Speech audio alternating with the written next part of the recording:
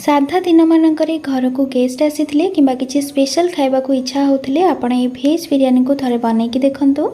एबे कार्तिक मास पई बहुत जण पियाज रसुण खाउ नाहंती, तो आज आमे बिना पियाज रसुण रे ए बिरयानी को बनेबा। आवार टेस्ट बाकी सब बिरयानी परी खाइबा को बहुत बढ़िया हेइथिला, बनेबा मध्यम भारी सहज। नमस्कार, आपण समस्तंको मो कुकिंग चैनल को स्वागत करूची। तो भेज बिरयानी करबा पई एठी मो फाळे कोबी, गोटे गाजर, दुईटा मीडियम साइज रो आलू और 7-8टी बीन्स को धोइला परे एम्ति काटि के रखिची। प्रथमे आमे परिबा सब को मैरिनेट करबा, सेति पई एठी मो नेइची आधा कप दही, बेसी खट्टा दही नेबेनी, फ्रेश दही तापर एथिरे दबा आधा चमच हळदी गुंड, गोटे चमच काश्मीर लंका गुंड, आधा चमच जीरा पाउडर, गोटे चमच धनिया पाउडर। तापर एथिरे मु 2 चमच बिरयानी मसला दउची। एई बिरयानी मसला को मु घरे बनेइची, आपण मार्केट रो बिरयानी मसला नै परिबे। आ घरे बिरयानी मसला बनेबा पई तार वीडियो रो लिंक डिस्क्रिप्शन में अछि, आपण चाहिले देखि परिबे। तापर एथिरे परिबा को देखि स्वाद अनुसार लूण दे दबा, गोटे बड़ चमच अदा कोरा, दुईटा कंचा लंका को काटि के दबा। एबे सेथिरे किछि पुदीना पत्र, धनिया पत्र, ता सहित फाळे लेंबुर रस को दे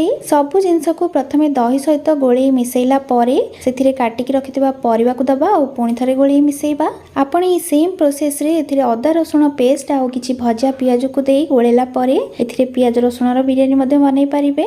तो परिबा सब को गोळे मिसैला परे एबे को हमें 15-20 मिनिट पे मैरिनेट हबा को छाडी दबा, ता भितरे बाकी प्रिपरेशन करबा। तो एठी मो 200 ग्राम पनीर को बड़ बड़ खंड करी काटि नेइची। एबे हमें एथिरे दे दबा 1/4 चमच हळदी गुंड, आधा चमच लंका गुंड, आधा चमच गरम मसला और पनीर को देखि स्वाद अनुसार लूण, ई सब को गोळी भल भाबे मिसै नबा। आपण एठी पनीर सहित सोया बड़ी को मध्य पानी रे किछि समय भिजै कि एथिरे यूज करि परिबे। तो पनीर एठी हम रेडी हे गला, एबे को हमें साइड को रखिबा।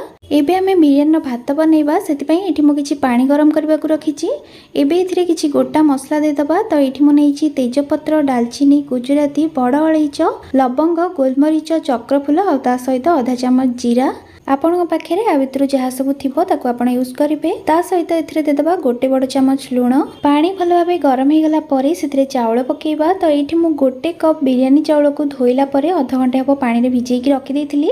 चावल को एथिरे दे दबा और तापरे हल्का हाथ रे थरे गोळे मिसैला परे एबे आको हमें किछि समय फुटिबा को छाड दबा। भात को हमकु 70 रु 80% सिझेबार अछि, ताठारु अधिका सिझेबानी, नहले अधिका सिझी गले बिरयानी खाइबा को बिल्कुल भी भल लागिबनी। भात एठी हमर 80% पाखापाखि हे गलानी। एबे आको हमें गोटे जगह को छाणी की साइड को रखि दबा। तापरे गोटे कढ़ई रे 3 बड़ चमच तेल देई गरम करबा। आपण चाहिले तेल और घी को मिसै कि मध्य आको करि परिबे। एबे मु एठी किछि काजू नेइची, तो काजू को एथे दे दबा और हल्का गोल्डन कलर हबा जे भाजीबा। काजू एठी ऑप्शनल, आपण चाहिले पकै परिबे नहले स्किप करिवे, किंतु भेज बिरयानी रे टिके काजू पकैले खाइबा को भल लागे। काजू को भाजी काढी सल्ला परे सेही तेल रे मैरिनेट कर रखितबा पनीर को दे दबा और ताको मध्य मीडियम फ्लेम रे गोळी टिके भाजी नबा। पनीर को टिके भाजिला परे एबे आको हमें काढी दबा और बाकी थिबा तेल रे मैरिनेट कर रखितबा परिबा सब को दबा। जेहेतु मु गोटा मसला सब भात कला बेले देइथिली, सेति पई एठी आ व्यवहार करूनी। तो परिबा सब को एम्ति गोळै गोळै मीडियम फ्लेम रे 4 रु 5 मिनिट पे हमें आको कसिबा। धीरे धीरे एठी देखंतु परिबारु पानी बाहरिबा स्टार्ट हेलानी। तो एबे आको हमें कवर कर दबा और परिबा को सिझिबा को छाडिबा। 5 रु 7 मिनिट परे एठी हमर परिबा सब 90% पाखापाखि सिझी गलानी। तो एबे हम एथिरे आधा कप ग्रीन मटर दे दबा और ता सहित भाजी के रखितबा पनीर को दबा। जेहेतु एठी मु फ्रोजन ग्रीन मटर नेइची, सेति पई परे यूज कली। जदि आपण फ्रेश मटर नेइथिबे ताले सब परिबा सहित ताकू दे देबे। ग्रीन मटर और परिबा को देई भल भाबे गोळै मिसैला परे एबे हम एथिरे बिरयानी रो लेयरिंग करबा। तो ता पूर्वरु भाजी के रखितबा काजू को एथिरे दे दबा और तापरे एथिरे भात और बाकी जिंस सब दबा। एठी मु गोटे लेयर करची, आपण चाहिले बिरयानी 2टा लेयर करि परिबे। तापरे एठी मु किछि केसर को खीर रे भिजै कि रखितली ताको दउची। तापरे एथिरे गोटे चमच बिरयानी मसला और ता सहित गोटे चमच घी दे दबा।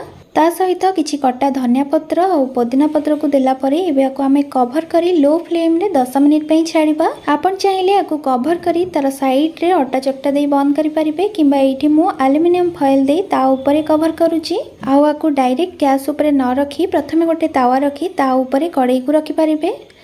लो फ्लेम रे दम दबार ये 10 मिनिट हो गलानी। एबे मु गैस को बंद कर दूची, किंतु आपको सांगे सांगे खोलिबानी, आउ 10 मिनिट पई छाड़ीबा और तापर खोलिबा। तो टोटल 20 मिनिट परे एबे मु आपको खोलुची। जदि आपण सांगे सांगे खोलिकी गोळे नेबे ताले भात भांगी जाई पारे, सेति पई टिके समय छाड़िला परे एमती साइड रो प्रथमे धीरे धीरे गोळे मिसेइबे और तापरे आकु सर्व करिवे। एठी देखंतु बिरयानी हमर केते परफेक्ट हेची, चावल सब बढ़िया गोटा गोटा अछि।